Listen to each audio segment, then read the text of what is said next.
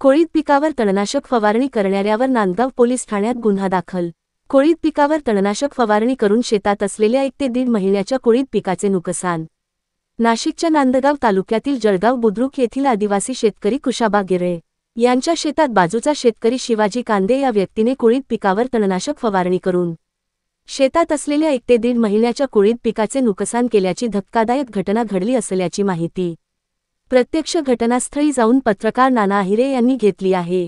या प्रकरणी नांदगाव पोलीस ठाण्यात तक्रार दिली असून शिवाजी कांदे यांच्या विरुद्ध गुन्हा दाखल करण्यात आला। शेतकरी गिरे यांनी जून महिन्यात शेतातील 1 बिघ्यात कोळीत पिकाची लागवड केली होती।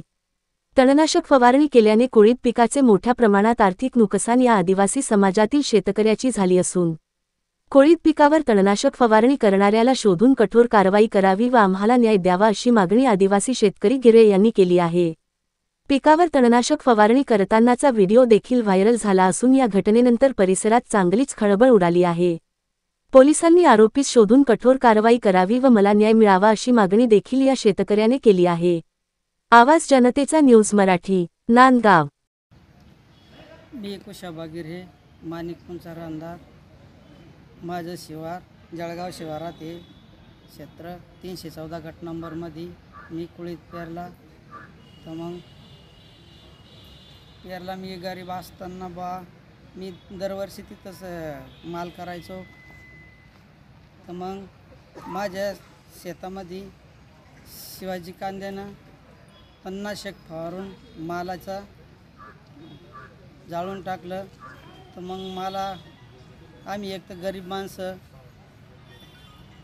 आम्ही काय करावं। मग आम्ही डायरेक्ट पोलीस स्टेशनला आलो।